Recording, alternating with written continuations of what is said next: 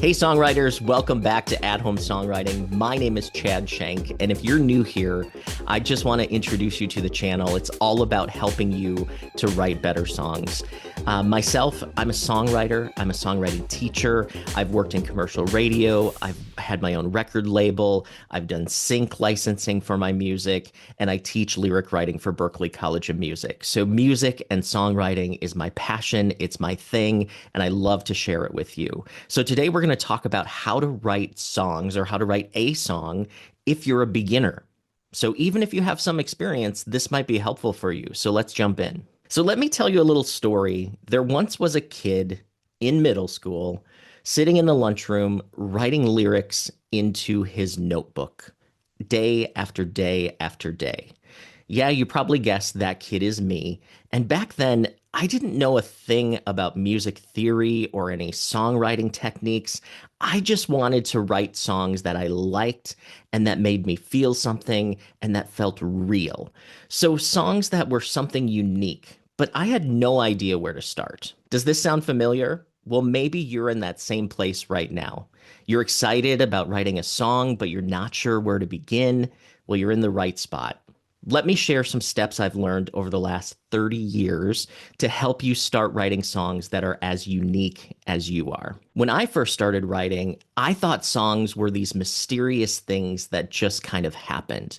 But over time, I realized that every song actually has a recipe. There's four ingredients. There's grooves, there's chords, there's melody, and there's lyrics. So think about writing a song like making a cake, right?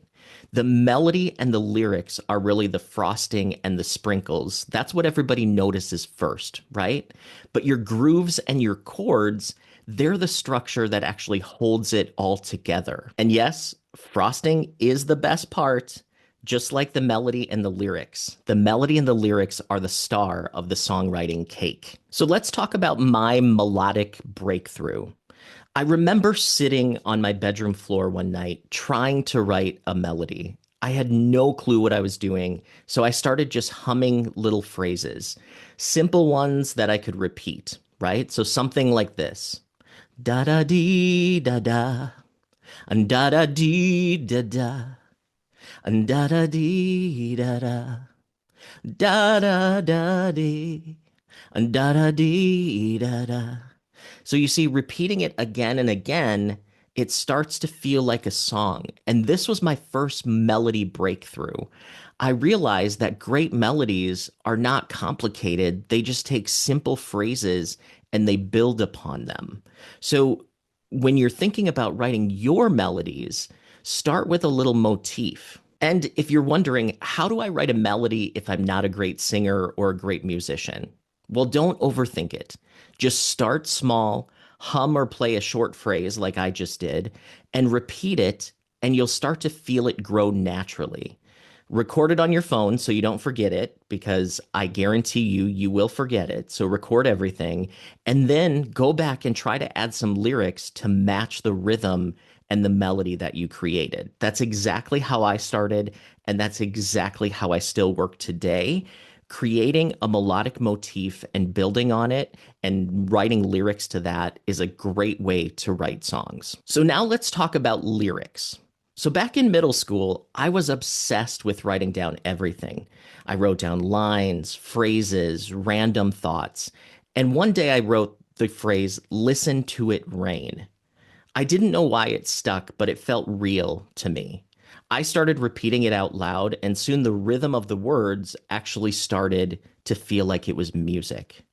So that's a key here. If you write a lyrical phrase, pay attention to the rhythm and how that phrase feels. Because going back to melody, melody is just rhythm and pitch. A melody is a series of pitches that are played in rhythm. So your lyrics have half of that equation, right? Your lyrics have the rhythm piece. So if you have "listen to it rain," listen to it rain, da da da da da, da da da da da, da da da da da. Listen to it rain. Oh, listen to it rain. When I feel like crying, oh, I listen to it rain. So simple, again, repetition.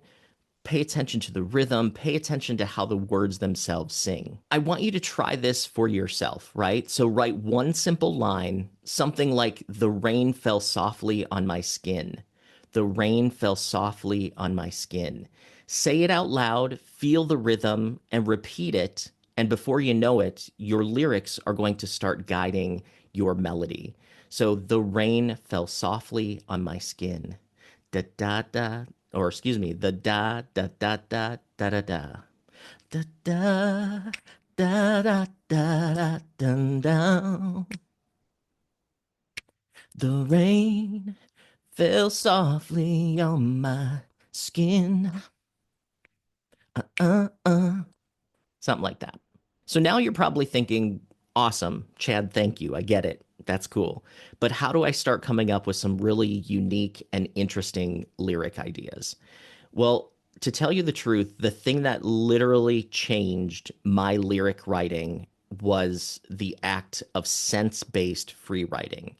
So some of you may know this as object writing, some of you may know it as destination writing, but what this is actually taking an object or a person, place, or time and writing about it from all of your senses. So what does it smell like? What does it taste like? What does it look like? How does it feel? All of your senses, and then describe how it moves, right? So as I discovered this later on, it really helped to open up my mind to see that how you connect with your listener is getting really specific in describing things. Whether you're describing your characters, the who, if you're describing the time frame, the when, maybe you're describing the where.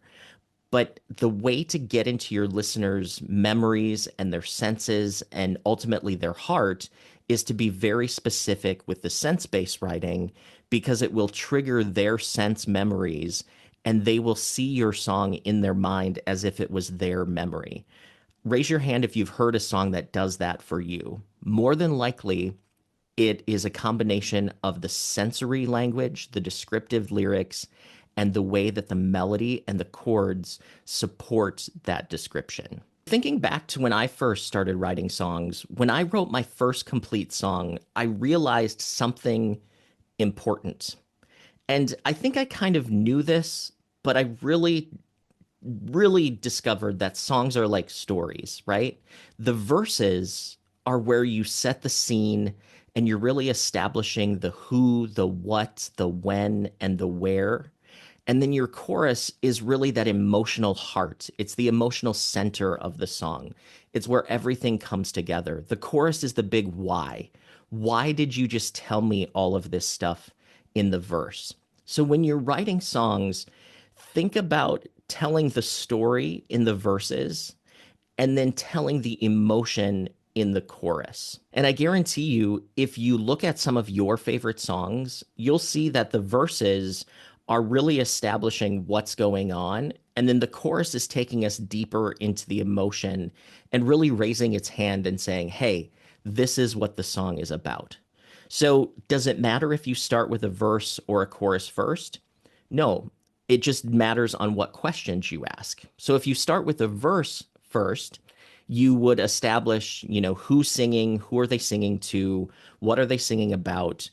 And then to move into your chorus, you would then ask yourself, what is the character feeling? And you could write some ideas on what are the emotions that they're feeling, what would they say about their emotions, and all of those lines make really good chorus material. Now, if you're a chorus first writer, you already have the emotion, right? So you have here's what the character's feeling, here's what I'm feeling, this is the emotion I want to communicate. So then you have to ask yourself, what happened and what is going on to get me into this feeling? And why am I feeling this way? Or why is the character in the song feeling this way? But knowing the jobs of these specific song sections helps you to understand that songs don't happen just at random. There's actually a story arc to them. Your verses tell the story, they set the scenes, and then your chorus tells you what's happening emotionally. So we've talked about melody, we've talked about lyrics, we've talked about structure. Now let's talk about chords. So when I first taught myself how to play keyboard, I played the same progressions over and over, and all of my songs started to sound the same. So I started to borrow progressions from some of my favorite songs, and that's when I realized the songs are not built on the chords. The chords are there to set the mood. They're like the lighting in a movie. They make everything else shine. And yes, you can use chord progressions from other songs because nobody owns the chords. There's only so many chords. We all have access to them. And it's not about the chords, it's about what we put on top, the melody and the lyrics. So if you're stuck, try experimenting with different chord progressions from songs that you love, and then start humming different melodies over them. So try to forget the melody that you know of the song and try to come up with your own and see where it takes you. And kind of a bonus tip, and what I want you to know most of all, is learning chord progressions and how they feel helps you to create such a songwriting vocabulary where when you want to write about a certain emotion, you will start to remember what chords communicate that. And I think the best way to learn is to listen to songs that you love or that resonate with you and listen to the emotion that they're communicating and then learn the chord progression because you will start to see these patterns and you can apply those colors and those tendencies to what you're writing as well. So as you're starting to write songs, I guarantee you it's going to feel weird. You're going to feel like you don't know what you're doing. I even feel that way sometimes, and I've been writing a long time. Just remember that it's all part of the process, and songwriting truly is like a muscle. I used to think that people either just had it or they didn't. And some of you are probably saying that you think that way right now. You think that somebody is just born with a gift, somebody just has the ability to write songs. But I am proof that these things can be learned, these things can be improved. And I guarantee you, if you asked a professional songwriter, someone who's written hits, they will tell you that it was not luck. It was not 100% quote unquote talent. It was hard work and it was pushing through the awkward times that got them to where they want to be. And I know the feeling of writing a song where it feels like it's not coming out the way I want it to. And I understand how discouraging that can be. But I will tell you that that's a natural feeling and you are not alone when you feel that. And don't give up because you might not be where you want to be right now. But if you keep writing and you keep experimenting and you keep learning, you will get closer and closer to where you want to be in the future. And I think that is key to being a great songwriter is you push through the awkwardness, you push through the inexperience, you push through the crappy songs, and eventually you'll start to see some improvement.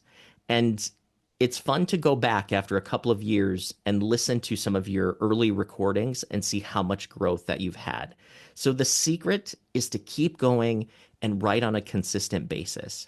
Even if you write just a verse one day, or maybe it's just a chorus, you don't have to write a full song every single day. But the more you write, the more you start to build this muscle and you start to build your craft. So I encourage you so much that even if you don't know what to write someday, just free write. Write about an object, write about a person, write about a place, and just whatever comes to mind, write it down. And then scan what you've written and see if there's any cool ideas or title ideas that might stand out to you. To recap, this is supposed to be fun and play around, experiment, collaborate with other friends. There's no wrong way to write a song, but just do it, just write it. So what's your next step? Well, so pick some of these tips that I've talked about today.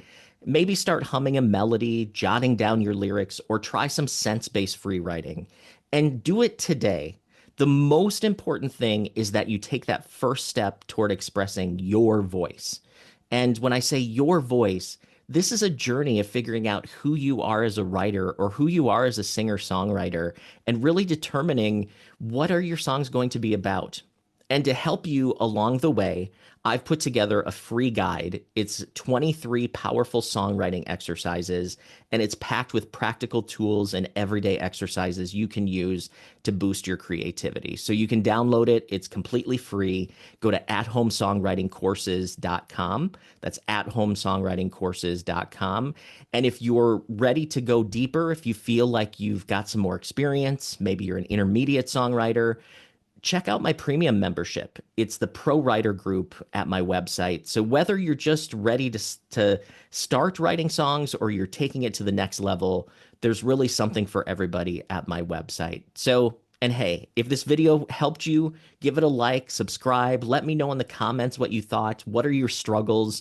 And share it with someone who's ready to start their songwriting journey and help them write some songs that move people. So remember, you've got this. It takes work. But thanks for hanging out with me, and check out these other videos, and we'll get to writing some songs.